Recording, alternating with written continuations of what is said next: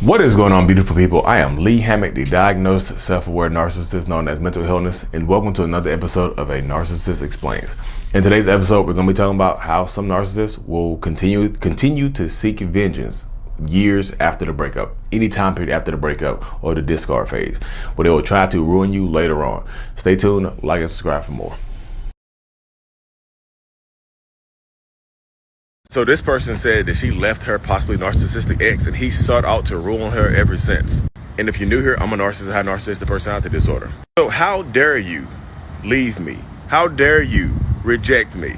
That's the mindset of a lot of narcissists and toxic people. Like, you don't get to leave me when I'm not ready. If I'm not ready for you to leave, you don't get to leave. And if you do leave, guess what happens?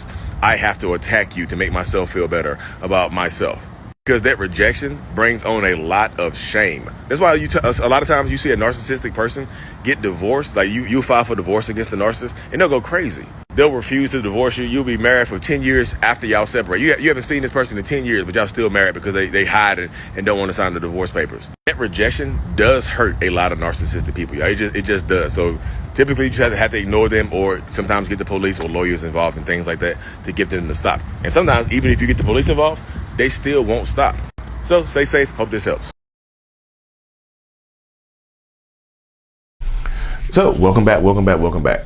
So you couldn't read the text on the screen. It says, I left mine and he sought out to ruin me. I moved back into my hometown and he started posting about me on buy and sell groups in my town. People are weird as hell.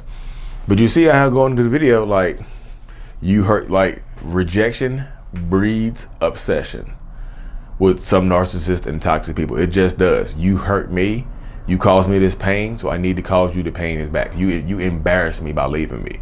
Sometimes, especially if you leave without any reason, if you leave for no reason, without warning and stuff like that, and I have to explain to my family and my friends that you left, ooh.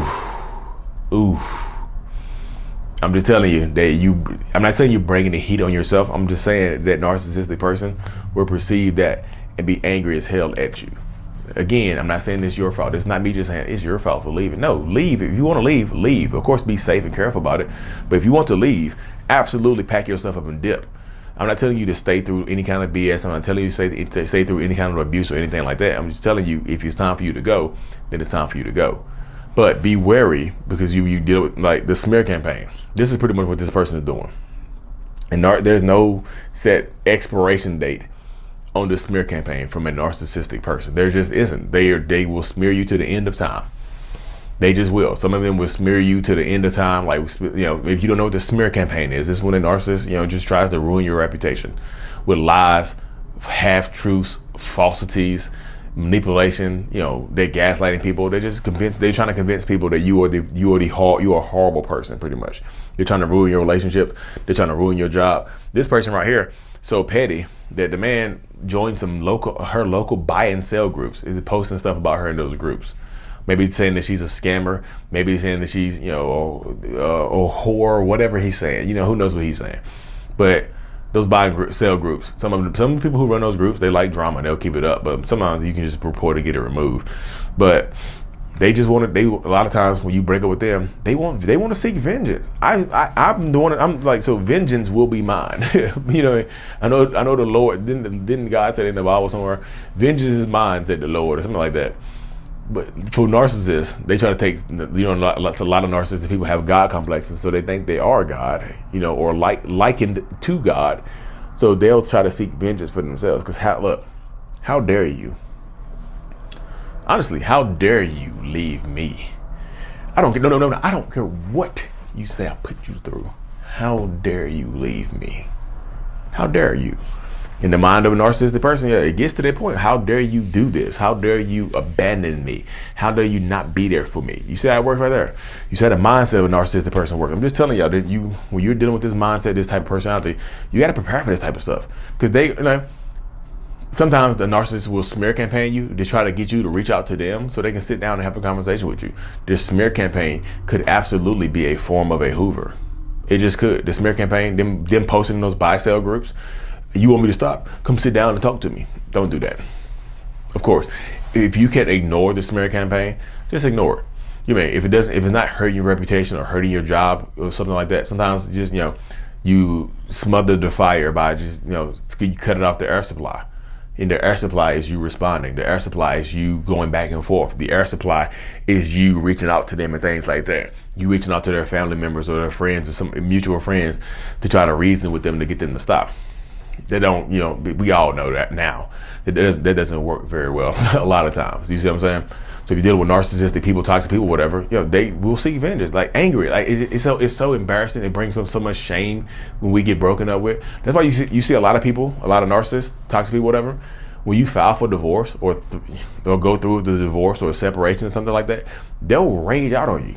If you break up with them, y'all just dating, they'll rage out on you. They'll get so angry because you just, I'm embarrassed. I'm ashamed of everything now.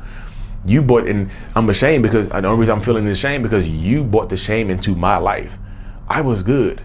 And then you broke up with me. Then you divorced me. Then you filed for divorce against me. Now I got to tell you embarrassed? Woo. Especially if you left them for somebody else. Oh God. Again, so if you happen to be a cheater and you cheated on this narcissist and you ended up with the person you cheated on them with, oh my God. Vengeance is mine. I'm telling you, they'll come for you. They'll try to ruin your life. They'll try to smear campaign. They might try to fight your new boyfriend or new girlfriend or whoever. I'm just telling you. I know people are going to say, some of y'all going to hop in the comment section like, well, the narcissist might have deserved that cheating or whatever. Okay. All right. If you feel that, you got both sides can be true. Then, like,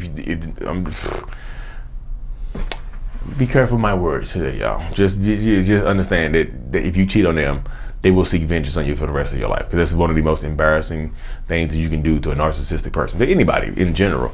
But we talk about narcissists here. You cheat on a narcissist, buckle up. They're going to try to ruin your reputation. They'll try to ruin your reputation for the rest of your life. You might be in church, and they might come to your church and pray at the altar and get the Holy Ghost. And the Holy Ghost is just having them yell about your cheating ass. You're like, oh Lord, come through me. My ex-wife is a whore that cheated on me with the son of Babylon right there. That's my ex-wife. You over there just clapping. You're like, Jesus is good. Huh? And everybody like, whore. That type of stuff right there. I'm just telling you. They'll come for you.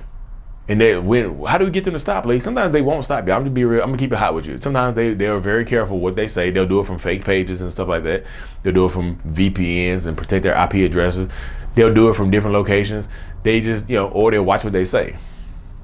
So you can't get them to stop. You can't get. Sometimes you have to get them to you have to force them physically to stop with a restraining order or something like that. Because I know you going back and forth with that person, it just creates drama to people. And a lot of people like drama.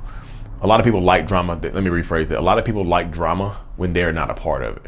When the drama is not centered around them, they like to watch other people's drama. I'll leave it at that right there. So they will seek vengeance on you for a very long time. And there's no, sometimes they'll get tired and give it up. But sometimes they can go on for years, y'all. Because they're petty. Their feelings are hurt. Even if they move on to someone else, even if they marry someone else, even if they have a family with someone else, even if they move states, countries, jobs, whatever, cities, whatever, they'll still target you because you hurt their feelings.